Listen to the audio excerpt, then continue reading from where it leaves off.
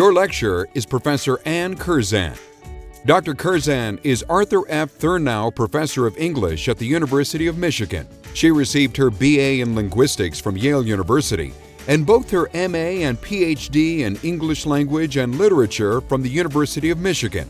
Professor Curzan has published on a wide range of topics, including linguistics, pedagogy, and lexicography, and is a member of the usage panel of the American Heritage Dictionary of the English Language.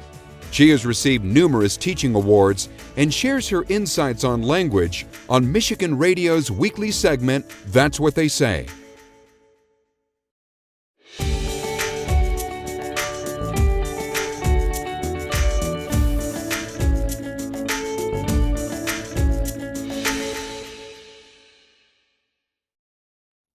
One of the many wonderful things about studying English words is that we make up new ones all the time. For example, flexitarian. Do you happen to know any flexitarians? That's probably a hard question to answer if you're not sure what a flexitarian is. This is a relatively new word created in the last decade, and you may be able to guess at its parts. It is flexible plus vegetarian, defined as a vegetarian who occasionally eats meat, or as I like to put it, a vegetarian who eats meat when convenient. This word was voted the most useful word of the year in 2003 by the American Dialect Society. It captures a new dietary approach and a cultural shift in attitudes about food. Now, if you didn't know this word before, you may now be thinking, I know people like that. Or perhaps, I am a person like that. I just never had a word for it. So flexitarian is a playful new word, but one that serves a real purpose in the language. The Word of the Year vote is an actual vote. Every January, the American Dialect Society Conference meets, and we vote on the Word of the Year. And I'm one of the folks who votes. In fact, anyone who attends the conference is allowed to vote, as well as participate in the usually very lively debate about new words that we have. And I'll tell you a bit about that vote in a few minutes, but first, let me introduce myself. My name is Ann Curzan, and I have loved language since I was a kid. I think that my very peculiar talent at Boggle may have been my first sign that I would spend my life studying language. I started learning foreign languages in junior high school, and over the years I've acquired a range from French and Latin to Russian and Chinese. And then in college, I discovered linguistics, and I completely fell in love. Here was a field, the systematic study of language, that allowed me to study the structure of language and the history of language. And it let me understand all those quirks that we see and hear in the language every day. At the University of Michigan, I study and teach the history of the English language, which means that I spend my days thinking about how the language works and how it changes over time. And as I move through the world, I notice all the changes in English that are happening all around me. For example, the creation of Google, first as a noun and then quickly becoming a verb, so we were Googling things. I hear height. I notice the recent use of troop to refer to a soldier. And I hear the confusion of lay and lie in the song lyric, I just want to lay in my bed. We'll talk about all these examples in the coming lectures as we explore where words come from and how they change over time. I like calling this kind of investigation exploring the secret lives of words, because what we're doing is digging below the surface of English words. We use words every day and we take them for granted. I mean, we have to, because if we're going to talk with each other, we can't think about every word we're saying and where it came from. But it's fascinating when we do pause and consider where these words came from and how they work. It tells us a lot about language and about ourselves as speakers.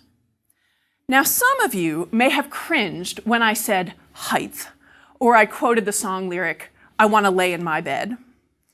These are examples of language change, exactly what we'll be talking about. And I'm struck every day by the vibrancy of our language and our creativity with it as we exploit the riches of English vocabulary and create new words, or we change the meaning of words we already have, or sometimes we just abandon words, stop using them. Language is one of the things that makes us human. No other species, as far as we know, has this capacity for human language, for language that is infinitely creative. And it seems to be a human impulse to play with language, to use that creativity as we talk every day. There also seems to be a human impulse to worry about language and to lament the changes going on, to worry that young people are somehow ruining the language, and to think that there was some earlier moment when the language was in better shape than it's in today. In this course, we'll look at great detail at how words work and change in order to gain perspective on this concern about decay and insight into the many fascinating things happening in the language and in the human brain and in human culture. And we see all of this reflected in the history of words. There's much to celebrate and study in the unlimited human capacity to create new words and new utterances. And in fact, as I mentioned, one of the things that I do professionally is vote on the word of the year. So let me tell you a little bit about how this happens. The American Dialect Society has its annual meeting at the beginning of January, and we present a whole range of academic papers, but we also vote on the word of the year. We've been doing this for about 20 years. The organization itself has been studying American English since 1889. This is a gathering of linguists and lexicographers, the people who make dictionaries, whose job it is to track new words and meanings. This vote always happens on Friday afternoon, and perhaps I should note that it always happens right before happy hour. And what's been interesting is that this meeting has been getting more and more crowded. We now have over 200 people who come. There's an open floor for debate about the words. And as Alan Metcalf, who runs the vote, has been known to say, as he counts the votes by hand, we all just raise our hands, all vote counting is approximate but final. So this vote, which celebrates language change and lexical creativity, happens often just about a week after Lake Superior State has put out its list of banished words for the year. Words that they're tired of, often exactly because they've been so successful. So for 2012, the words that they banished were ginormous, blowback, man cave, and occupy, among others. So what did we do in January at the Word of the Year vote? Well, this year, we voted occupy as the word of the year. And this often happens, that what Lake Superior State has banished, we vote as the word of the year because it has been such a big part of the lexicon in that year. So 2012, the word of the year was occupy. The year before that, it was app. And the year before that, it was tweet. In the 90s, some of the words of the year were E, as in email, Y2K, Chad was the word of the year for 2000, and 9/11 was the word of the year for 2001. For 2003, the word of the year was metrosexual, which is a fashion-conscious heterosexual male, and it had been on the front page of the New York Times that year. Now, one of the things I love is that we don't just vote on the word of the year, but we have other categories. For example, most useful word of the year. In the 1990s, one of the most useful words of the year was dot, as in .com. And you'll notice that's not a new word, but it is a new use of a word. To Google, one most useful one year. Blog, one most useful. And a couple of years ago, fail as a noun, one. And I remember when my students taught me the phrase, an epic fail, which is not just a fail, but it is a fail that involves some hubris in it. Another category, which I think is my favorite, is most creative word of the year. A few years ago, that was Google Ganger. And this is a word formed on doppelganger. And a Google Ganger is when you Google yourself, it's the people who come up who are not you, but share your name. Those are your Google Gangers. Another most creative was Dracula sneeze. This was happening the year of H1N1, and this is when we were all told to sort of sneeze into our elbows. One of my favorites is recombobulation area. This is, or at least was, at the Milwaukee airport, and it was an area so that after you went through security and you had to, for example, put your belt back on and otherwise recombobulate, you could do so in the recombobulation area. And then my all-time favorite, most creative word is multislacking, which is the act of having multiple windows up on your screen so that it looks like you're working when you're actually surfing the web. This list captures some of the many things that we can learn from looking at words. We can learn about technological developments, for example, app, or tweet, or Google. We can see historical events captured in the language, Occupy, 9/11, bailout, Chad. We can see cultural changes, metrosexual, flexitarian. We get to witness our creativity and playfulness with new words, such as multislacking and Dracula sneeze. And we see the power of words. I have to say the word 9/11 still has a kind of visceral power for me. And I think for many people that is just a word that remains very evocative. Now these are all relatively new words, which can tell us about our cultural moment. We're also going to spend a lot of time in this course looking back in time, looking at where more established words come from, and learning from the stories that they have to tell. I would argue that there is no such thing as a boring word in the English language. Every word has a secret life from which we can learn. And let me start to make my case by telling you about the word of the millennium vote in the year 2000, which involved the words the and she. So in 2000, when we went to the Word of the Year vote, we were told that not only did we need to vote on the Word of the Year, but we also needed to vote on the Word of the Millennium. Now, if you had to look back at the past millennium and select the Word of the Millennium, how would you go about that? What criteria would you use? And at the meeting, there was a lot of debate about, are we talking about the word as a word, or are we talking about the word as a concept? And can you tell the difference between a word as a word and a word as a concept? So we then were talking about, should we look at more highfalutin borrowed terms from French or Latin or Greek? Or would it be better to go with a long-standing Germanic word that took on new meaning or prominence during the millennium?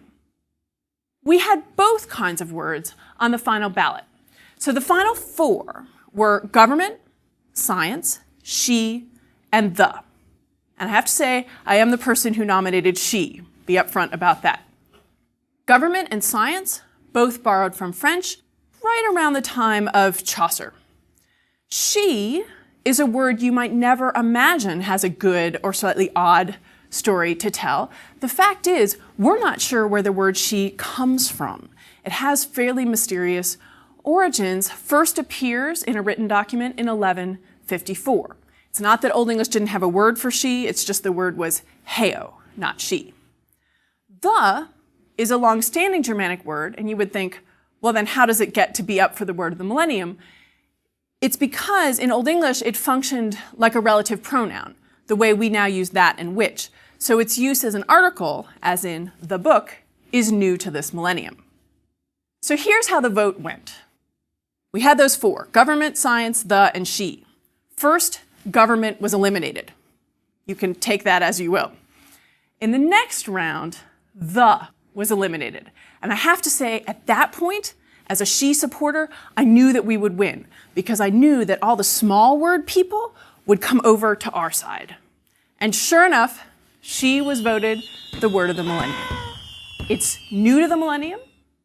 It may reflect language contact with Old Norse in the Old English period. It's change at the very core of English.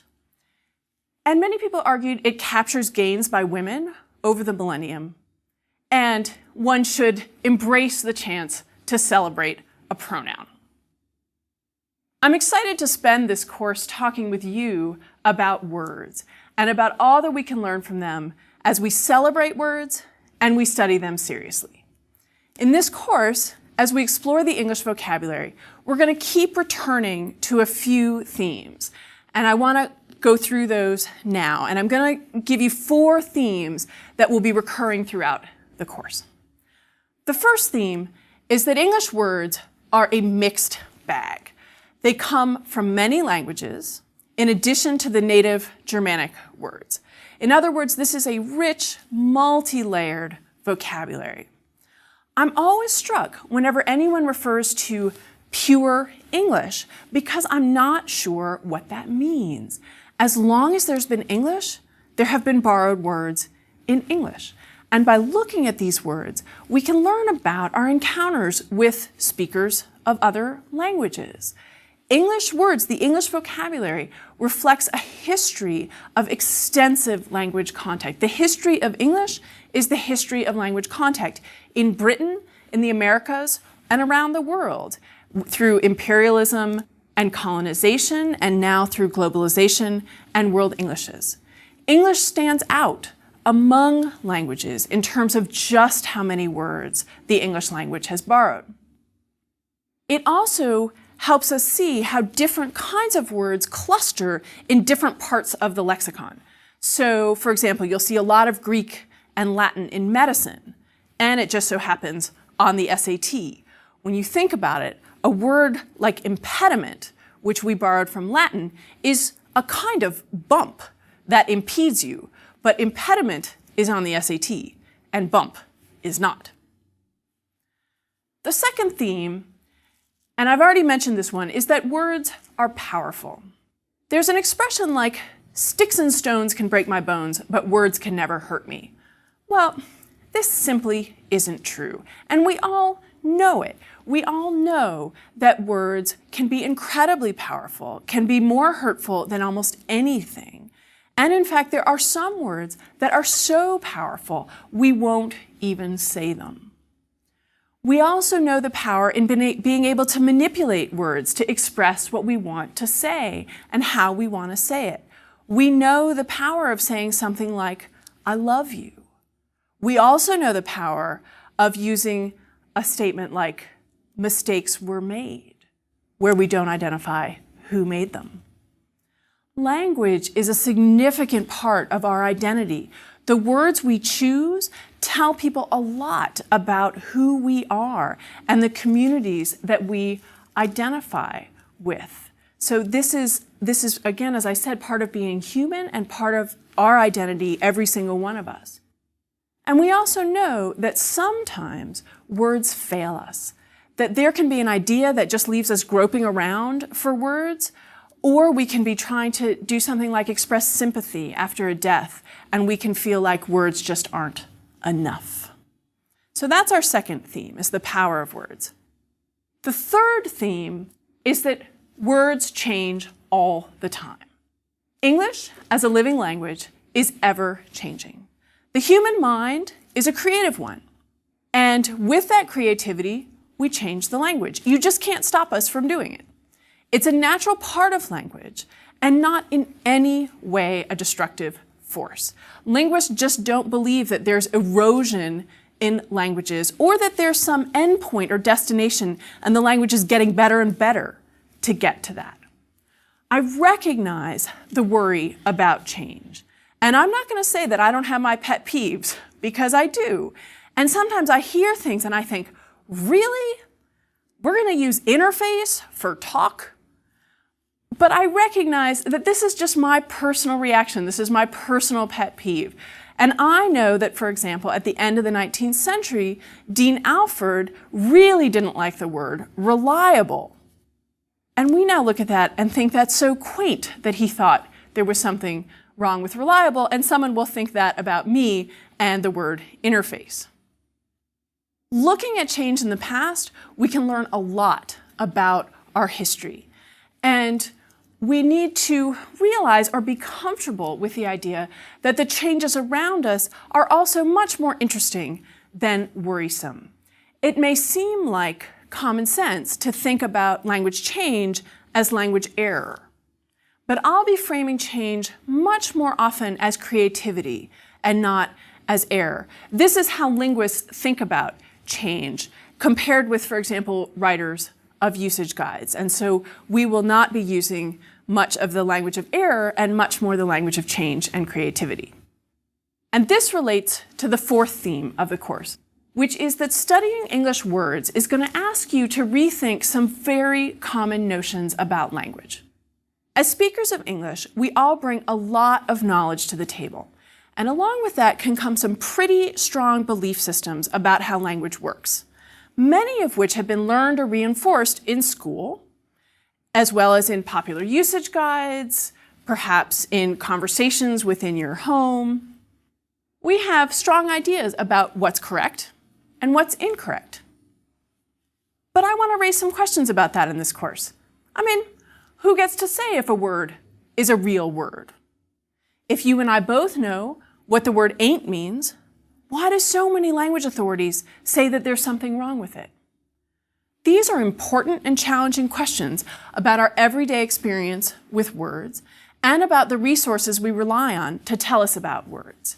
So as I said, I will be moving away from words like right and wrong to think in more nuanced ways about the competing forces of language change and the benefits of having a standard variety, and the ways that we all negotiate every day choosing different words in different contexts.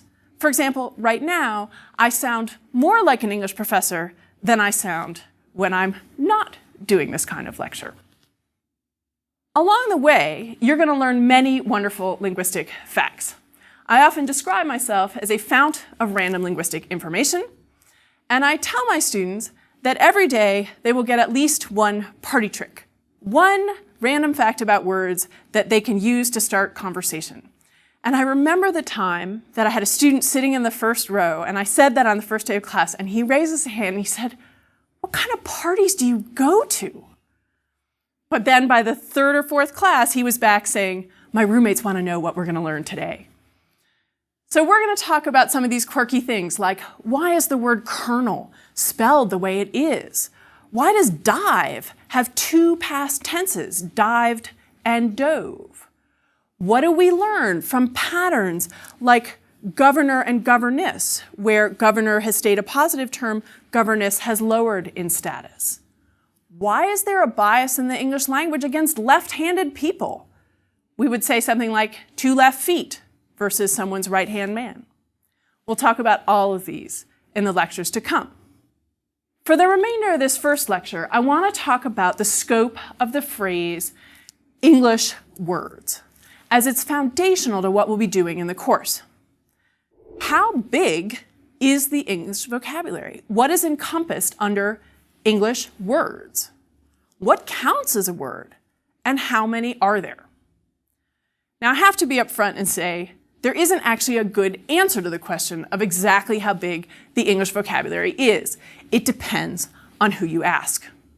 In Webster's Third New International Dictionary, which is the most recent unabridged, there are 450,000 words. They omitted all the words that were obsolete by 1755, except those found in well-known works. Most college dictionaries have somewhere between 50,000 and 180,000 words. But a recent study using Google Books estimated that the English lexicon in the year 2000 was just over 1 million words, compared with just over 500,000 in 1900. So that's pretty explosive growth. Alan Walker Reed, a wonderful linguist, has put the number at 4 million words. And he did his calculation by saying 700,000 in the Merriam-Webster files, 1 million scientific terms, and then you have regional expressions, foreign borrowings, trade names, new slang words we haven't recorded yet. Okay, so that's a lot of words, which raises another important question. How many words does the average speaker know? Well, we can start with this fact. It is many less than any dictionary. Most estimates say that a college-educated speaker's receptive vocabulary is somewhere between 20 and 50,000 words. Okay, so you're going to see that's a much smaller number than sort of the average dictionary, which means that you can do something like open up a dictionary and see how many words you don't know. And I did exactly that using a Merriam-Webster's, and I found a lot I didn't know. I ended up, as I opened randomly, to the M page, and I discovered these words: muscarine, a toxic ammonium base; muon, an unstable lepton that is common in the cosmic radiation near the Earth's surface; muntjac, any of a genus of small deer in southeastern Asia; and muntin, a strip separating panes of glass in a sash. And I have to say, I didn't know any of those words. And then there was another word, murmurous, which is characterized by murmurs, which I recognized, but I'm not sure that I've ever used. So there you see, and this is something that you can try yourself, that you open up a dictionary and see what words you don't know. And you'll notice, I think one of the things that's useful to differentiate is the difference between your active vocabulary and your passive vocabulary. That your active vocabulary is the words you actually use on a regular basis or at all, and your passive or receptive vocabulary these are the words that you recognize. So something like murmurous for me is probably more in my passive vocabulary, certainly a word that I can read and know, but not a word that I use every day. So that starts to address the question of how big the lexicon is. Now let's talk about what counts as English. I mentioned the issue of scientific vocabulary, which is arguably the most rapidly growing part of the lexicon. Some people say that there are at least 200,000 medical terms. And then, for example, there are all the names we have for chemical compounds. So if you put all those in the English lexicon, the lexicon gets big really fast. But many of us don't control that vocabulary. Dictionaries, in fact, are filled with highly specialized items, some of them borrowed, some of them not. And a useful distinction there may be between the core of the vocabulary and then the periphery. And the periphery are these highly specialized terms that if you're in a particular field, you may know those terms. But even in the core, it is remarkable how much borrowing there is. And it reflects the history of the language. That some people say that if you take the most common 1,000 words in English, over 80% of them are native Germanic words, okay? But if you go to the next most common 1,000 words, over 60% of those are borrowed. Over 60%. That is really an incredible number for how many words English has taken in from other languages. You may also be thinking, well, then when does a borrowed word become English? We could take an example like sushi. I think we'd all agree that that feels pretty English now. What would you say about the word hamachi for yellowtail? Does that feel English to you? It's in the OED. They've decided to put it in. You could question or support that decision. It's also important to realize that as English spreads around the world, it's developing new varieties, many of which have words specific to that region. So for example, in Singaporean English, you have the Malay word makan, which means to eat. And you see this happening all around the world, the same way that American English, when it was developing, was borrowing words from the Native American languages that it encountered, such as moose and squash. In this course, we'll focus mostly on the long established varieties of English, obviously particularly British English, American English, Canadian and Australian English. But we're also going to spend time talking about the many varieties of English that together make up what we would call the English language. And it's important to remember that this includes standard varieties and non-standard varieties. That it's not that standard English is English. Standard English is one part of English. As linguist John McWhorter has said, what a language is really a bundle of dialects. And so what fits under English is all the many varieties of English, both standard and non-standard. So in thinking about the lives of words and how they work and where they came from, we'll be thinking about the past, the present, and the future of English and of its speakers. Through words, we'll have a chance to talk about history and culture, about the systematicity of language and the irregularity of language, and the wonders of the creative human brain. In this lecture, I've introduced several key themes that we'll be returning to, including the mixed or borrowed bag of English words, the fundamental power of words, the ever-changing nature of language and the words in it, and the way that studying words can challenge some fundamental assumptions about how language works. In the next lecture, we're going to be turning to this question of what a word is. After all, if we're going to talk about questions such as how big the English vocabulary is, we should come to some kind of agreement about what counts as a word. You may have been thinking when I said that the prefix "e" was voted as word of the year, is that a word? So we'll talk about that, and we'll talk about the lifespan of a word. So let me leave you with two questions to think about for the next lecture. 1, when is a word born? And 2, when does it die?